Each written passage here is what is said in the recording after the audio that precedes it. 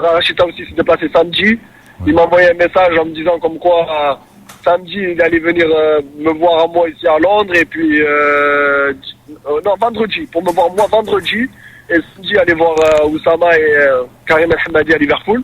Ouais. Donc moi tout simplement j'ai répondu directement par message au sélectionneur en lui disant que moi j'avais pas envie de le rencontrer et puis voilà que j'avais quelques problèmes et que j'étais pas bien dans ma tête, que je voulais pas faire la Coupe d'Afrique. Mais ce qui est bizarre, c'est qu'une semaine plus tôt, à un site africain, moi j'ai lu le site africain, tu avais dit que tu attendais l'appel de Rachid Taoussi pour faire la CAN, quelles que soient les pressions que peuvent exercer les dirigeants de Queen's Park Rangers. Qu'est-ce qui a changé en une semaine? Non, tout simplement, moi, quand le coach, après, on en avait parlé avec le coach Harry Redknapp, et puis le coach m'a dit, Adel, qu'est-ce que t'en penses, qu'est-ce que tu pourrais faire pour ne pas partir à la sélection? Je fais, coach, moi, j'aime bien mon pays, j'aimerais bien le faire, et bien la faire, la Coupe d'Afrique et tout, mais bon, après, j'ai réfléchi, j'ai pris des décisions, après, j'ai pensé à tout ce qui s'est passé, et je me suis dit, pourquoi aller dans un groupe où il y a beaucoup de gens qui aimeraient pas me voir là, et j'ai l'impression, je sens pas le feeling que le coach Rachid Taoussi me veut vraiment, donc ça sert à rien d'y aller pour. Tu parles de quels gens? Parce que les gens veulent comprendre. Quels sont ces gens qui veulent pas te voir en équipe nationale? Non, il y a beaucoup de gens qui travaillent à la fédération, il y a plein de gens que je m'entends pas. Moi, j'ai rien contre eux, mais eux, sont disant qu'ils ont des problèmes autrement. Et puis, j'ai l'impression que le coach a été un petit peu, soit a été forcé de m'appeler ou truc, donc moi, j'ai pas envie de forcer pour qu'il m'appelle. S'il pense que je mérite pas d'être dans la sélection et qu'il m'appelle pas mais est-ce que tu crois, Adil, que l'équipe nationale appartient au coach ou appartient à ces gens-là? L'équipe nationale n'appartient à personne, elle appartient à tous les Marocains. Là, tu as réagi par rapport au coach et par rapport à quelques gens et tu as oublié tout le Maroc. Non, mais non, j'ai pas oublié tout le Maroc, parce que c'est ça le problème. Le problème, c'est que là, quand je prends cette décision-là, moi, je pense à tout le Maroc. Parce que moi, j'ai un franc-parler. Moi, les gens, quand je vois des trucs qui sont pas corrects, je les dis. Et moi, les supporters, moi, comme j'ai toujours dit à tout le monde, moi, mon pays, j'essaie de le représenter le mieux possible dans mon club.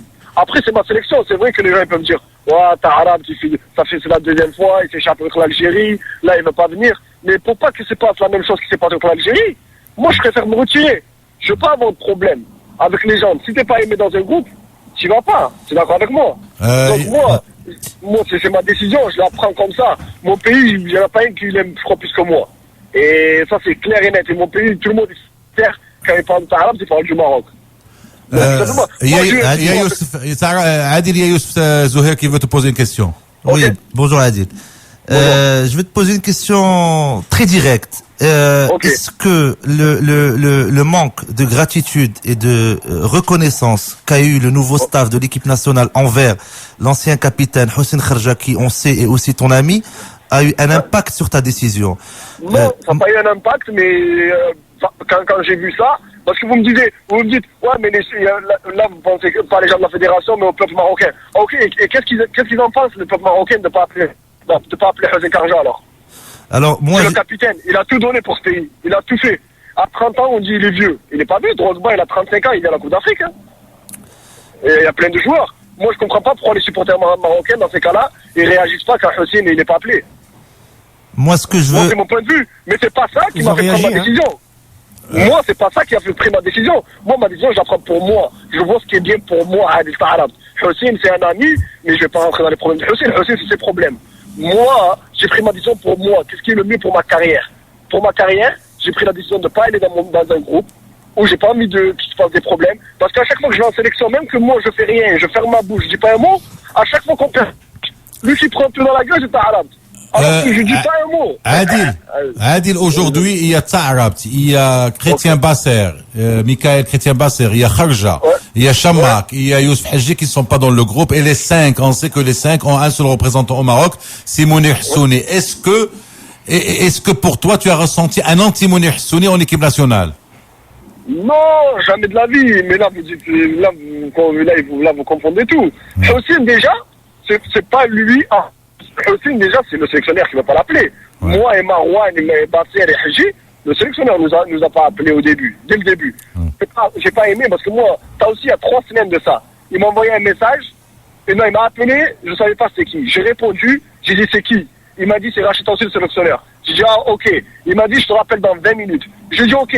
J'ai pas fait ma sieste parce que j'ai dit attends, il peut m'appeler à tout moment. Je veux pas que les gens disent ouais, il lui a pas répondu. J'ai pas dormi toute l'après-midi. Il m'a plus rappelé jusqu'à 3 semaines après pour me dire comment tu peux accepter ça? Tu dis à quelqu'un je te rappelle dans 20 minutes, tu le rappelles. Monsef, ou bien tu envoies un message, tu lui dis quelque chose. Monsef, le mec qui veut poser une question. Vas-y Monsef. Adil, bonjour.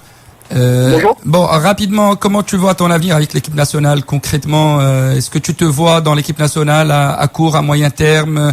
Qu'est-ce qu'il faut, enfin, quels sont les ingrédients qu'il faut qu'on ait justement pour que quand on te voit demain porter ce maillot-là, encore celui de l'équipe nationale?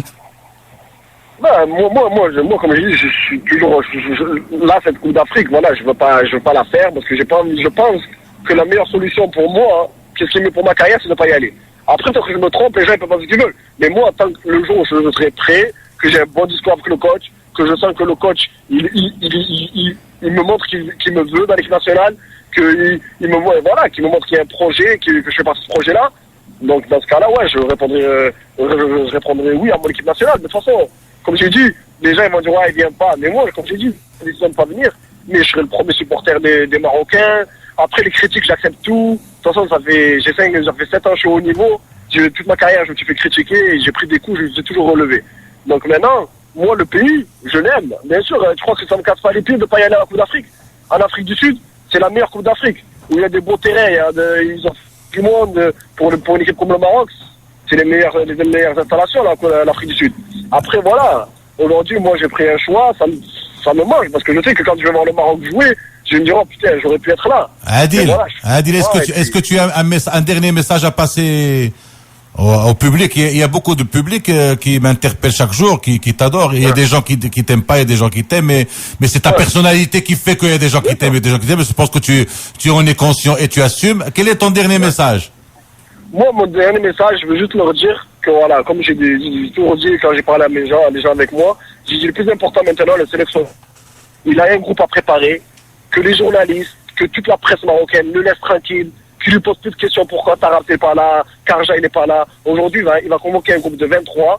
Il faut l'aider parce qu'il va il faut le laisser se concentrer sur ce groupe-là pour, Inch'Allah, faire un bon tournoi et ramener le meilleur résultat qu'il peut pour le Maroc et le laisser se concentrer tranquillement. Et moi, de mon point de vue personnel, je veux dire à tout le Maroc que j'aime mon pays comme personne peut-être un peu l'aimé. Et puis, voilà, je serai le premier supporter du Maroc. Et Inch'Allah, voilà, comme j'ai dit, les gens me critiquent, ils ne me comprennent pas, je l'accepte, il n'y a pas de problème. Mais voilà, qu'ils sachent que même que je reste en club, j'essaie de représenter mon mieux possible quand je suis en club. Adil Taarab en direct de Londres, merci beaucoup.